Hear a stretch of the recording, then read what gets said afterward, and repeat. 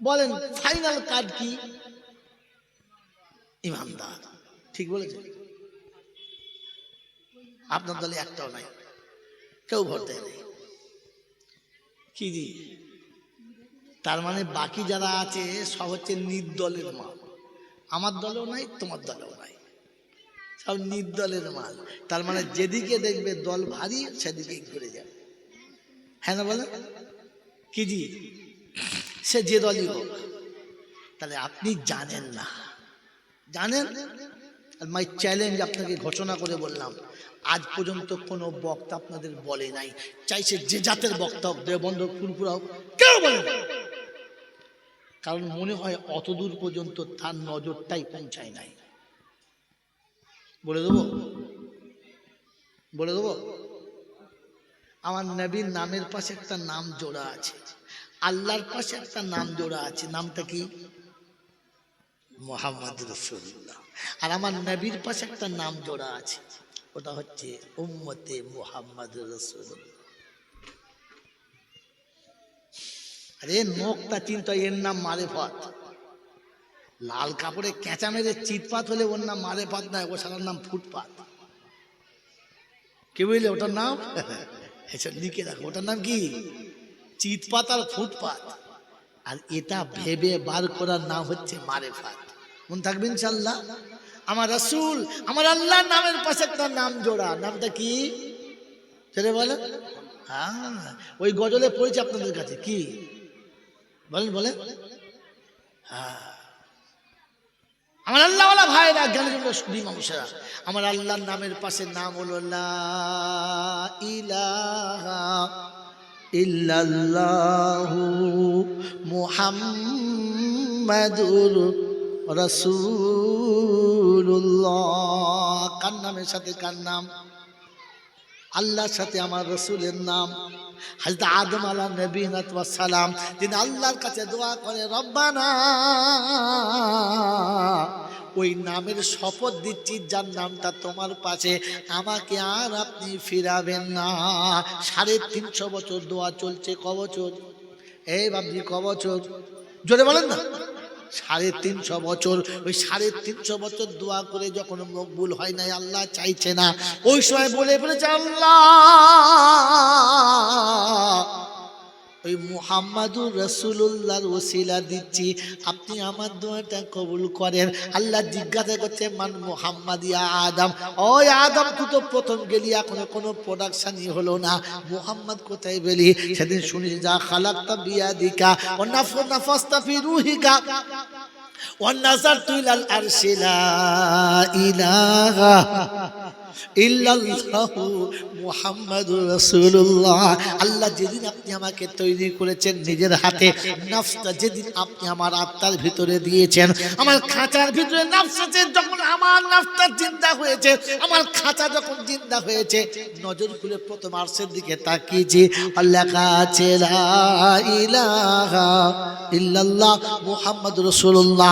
ওই দিন থেকে বুঝে গেছি, তখন থেকে বুঝে গেছি, এই ব্যক্তির থেকে মহান ব্যক্তি কেউ হবে না। তা না হলে আপনার পাশে ওই নামটা হতে পারত। জোরে বলে, হতে পারতো না। আপনি ওই নামের ওসিলায় ক্ষমা করে দেন। আল্লাহ পাক, আদম রে, ওই নামটা যদি থাকতো না, তুমি আদমও তৈরি হতে না, দুনিয়াও তৈরি হতো। জোরে বলেন, হতো হতো হতো না। ওই নামটাই হলো আসল। আমি ওকে বানিয়েছি আমার ইচ্ছাতে, আর দুনিয়া বানিয়েছি ওর ইচ্ছাতে। তাই আমার কাছে কাউকে ডাকি নাই, ওকে দেখে বলেছি, নবী এসো, তুমি কেমন চাইলে আমি কেমন বানালাম, আর আমি কেমন বানালাম আমি নিজে দেখি, তুমি দেখে যাও তোমার ইচ্ছাটা কেমন করে বানিয়েছি। গোটা দুনিয়া বানিয়েছি নবীর ইচ্ছাতে, নবী তোমাকে বানিয়েছে আমার ইচ্ছাতে। একবার আসছে আমার কাছে এসে বসো, আমি তোমাকে জান ভরে দেখি আমি কেমন নবী বানালাম, নবী তোমার ইচ্ছাটা আমি কেমন করে সাজালাম, তুমিও দেখো আমিও দেখি, পাশাপাশি দুজনা কম বেশি করলাম। জোরে বলেন না। তাই শোনাচ্ছি আমি লা ইলাহা ইল্লাল্লাহ তুমি মুহাম্মাদুর রাসূলুল্লাহ পূর্ণ হয়ে গেছে। উম্মত তোমার পরিচয় পাবে, উম্মত তোমার পরিচয় পাবে। বলে আশহাদু আল্লা ইলাহা ইল্লাল্লাহু ওয়া আশহাদু আন্না মুহাম্মাদান। এই হলো উম্মতের নমুনা। আমার নবীর পাশে আব্দুহু থাকবে, আব্দু হয়ে যাবে যারা, নবীর উম্মতের প্রথম ক্রেডিট কার্ড পাবে তারা।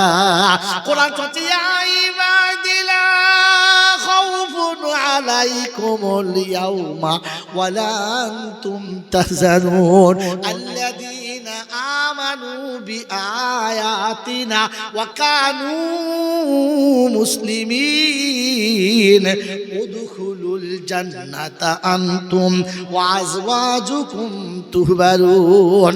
আব্দুহুর সিফাত দিয়ে যারা কবরে আসবে, হাসরের ময়দান যখন শুরু হবে, সূর্য যখন মাথার উপরে হবে, জমিন যখন পুরে লাল হবে, বাপ বেটাকে যেদিন ভুলে যাবে, বেটা বাপকে দেখে সরে যাবে, মা বাচ্চাকে নেবে না, বাচ্চা মাকে মা বলে যেদিন ডাকবে না, যেদিন বিবি বলবে স্বামী বিপদে পড়ে আছি এখন আমি, তুমি না স্বামী এখন সরে যাও, এখন স্বামী নাই আর তুমি নাই, কেটে বলো। আল্লাহ এরকম সময় হবে? বললে হ্যাঁ। তারপরে তাহলে একটা কাজ কর, ছুটে চ আমাদের হুজুরের কাছে।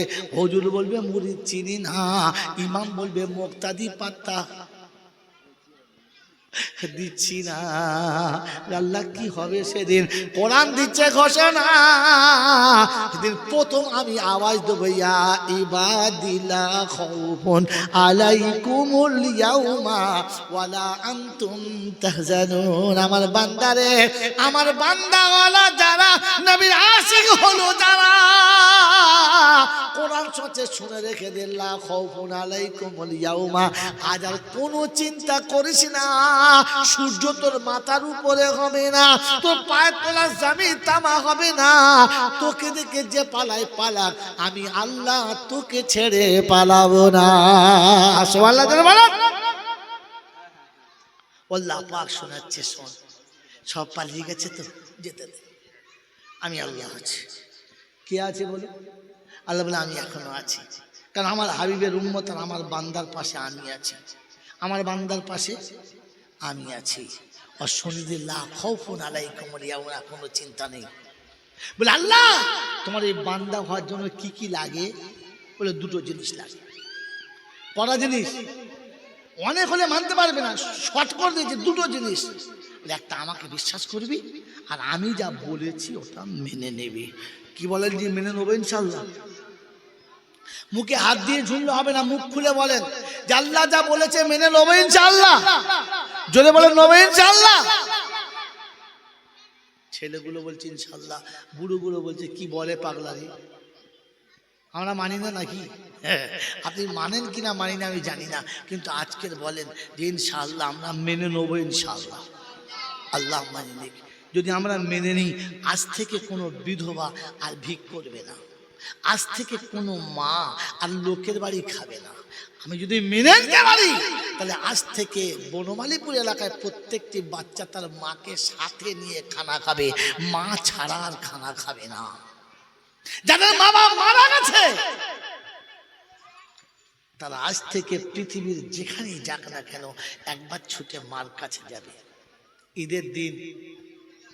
ঈদের দিন সকালবেলা বসে লিস্ট করেছে, 8টা ঈদের নামাজ, 9:30টার সময় বার হব, বন্ধুর বাড়ি যাব, দুপুরে বান্ধবীর বাড়ি যাব, বিকেলবেলা পার্কে যাব, মাগরিবের বাতে অমুক জায়গায় যাব, রাত 12টায় বাড়ি ফিরবো।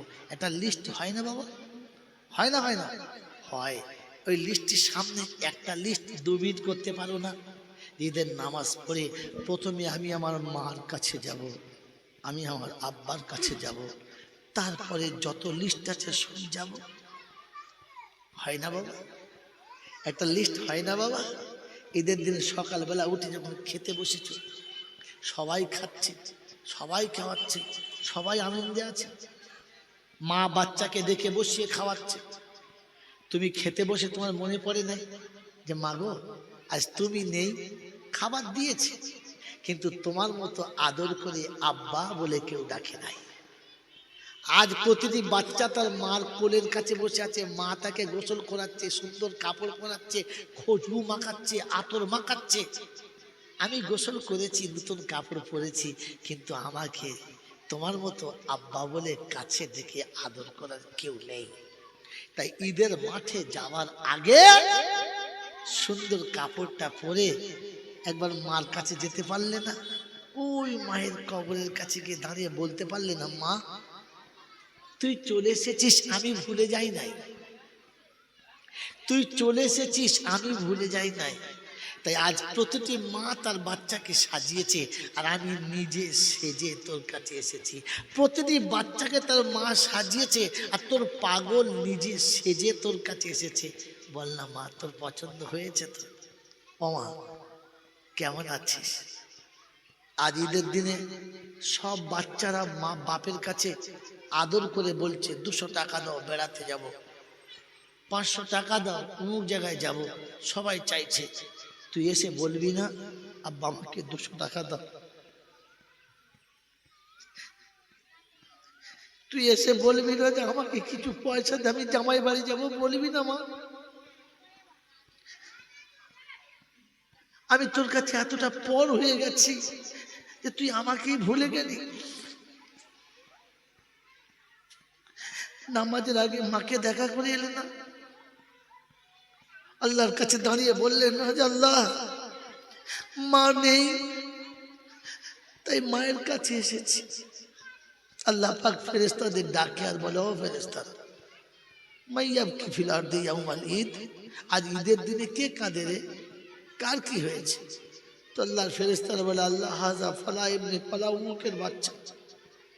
আজ ঈদের দিনে বাপ নেই তো, তাই বাপের কবরের কাছে নিরুপায় হয়ে কাঁদছে, বাপ পায় নাই। কি চাচ্ছে, কি বলতে চাচ্ছে? বলছে আল্লাহ তুমি বলেছো না রব্বির হামহুমা কামা রাব্বায়ানি সাগীরা, শুধু তোমার কথাটাই বলে আর কিচ্ছু বলে না।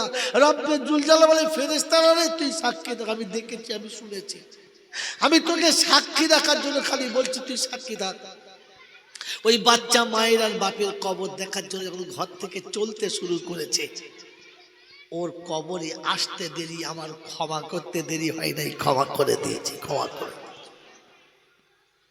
ওরে মার কবরের কাছে যাওয়ার জন্য ক্ষমা রে বোকা, পৃথিবীর আর কারো কবরের কাছে নয়। পৃথিবীতে অনেক কবর তো গিয়ে জিয়ারত করেছো, মায়ের কবরের কাছে দাঁড়িয়ে কবরের মাটি ধরে কবে বলেছো, বলো মা ঘুমাচ্ছিস তো?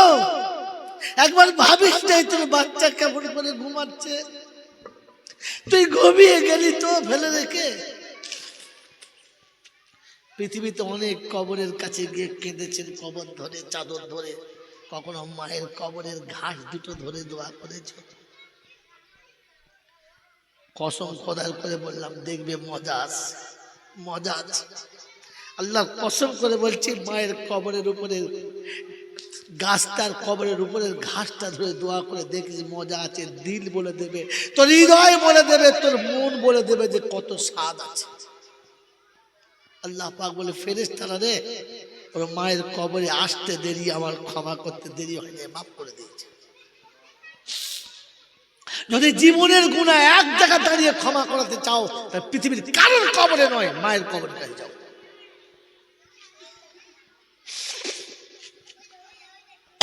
বন্ধুরা আমার,